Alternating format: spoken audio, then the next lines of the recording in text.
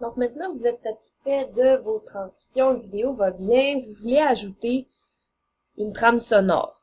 Donc votre introduction, vous êtes un western, donc on a deux cowboys qui vont euh, se tirer les uns sur les autres, donc on veut une petite musique, un petit harmonica en fond durant votre vidéo.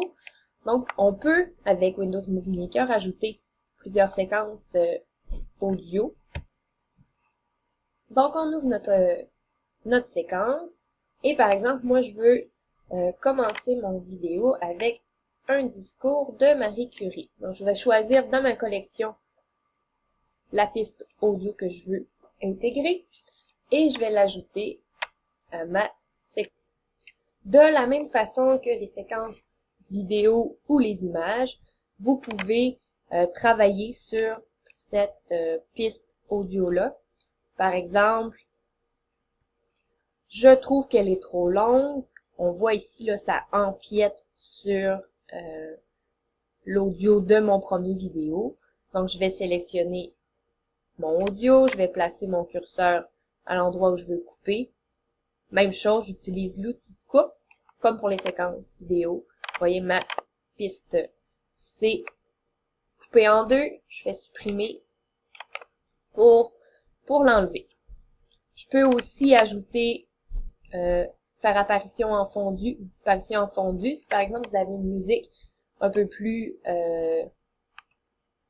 forte, puis vous voulez qu'elle commence doucement. Donc on va faire apparition en fondu ou disparition en fondu, comme avec les transitions entre les images. Vous voulez aussi votre musique, justement, elle est trop forte.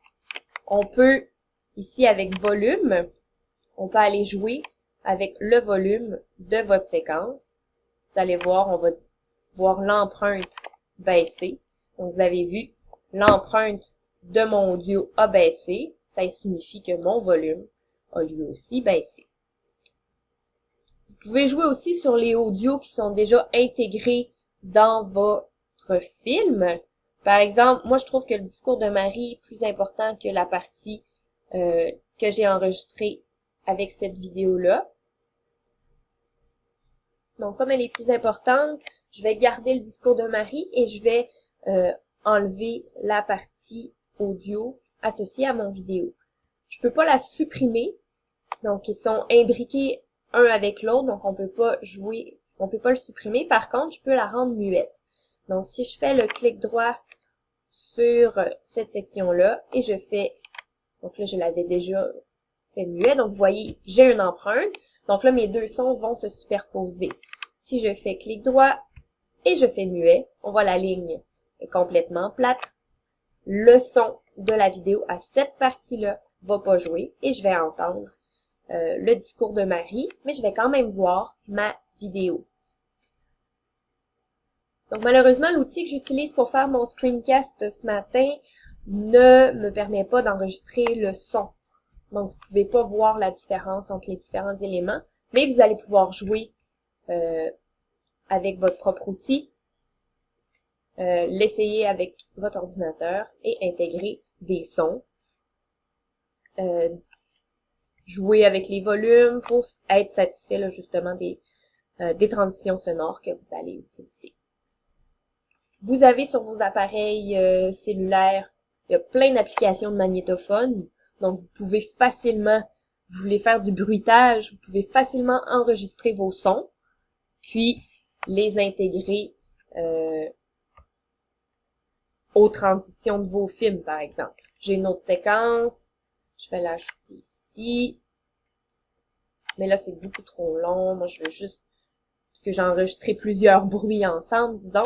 Là, je veux juste la petite séquence, donc j'enlève ce qui me plaît pas et je peux l'intégrer les unes après les autres. Donc, c'est vraiment, encore une fois, simple. Le secret, c'est vraiment de l'essayer, superposer différents sons. Est-ce que le volume est trop fort pour ma musique de fond? Est-ce que différents éléments? Donc, vous allez pouvoir par la suite là, vous ajuster et avoir autant de vidéo que audio satisfaisant pour votre film. Il nous reste pas grand-chose à découvrir ensemble. Le prochain, on va ajouter des titres. Donc, ça peut être intéressant pour souligner les transitions d'ajouter des titres. Si vous voulez, par exemple, faire apparaître un résultat de laboratoire, vous pouvez utiliser les titres pour le faire. À la fin, ajouter un générique. Au début, un générique également. Donc, il y a différents éléments qu'on va découvrir dans la prochaine vidéo. Alors, à tout à l'heure!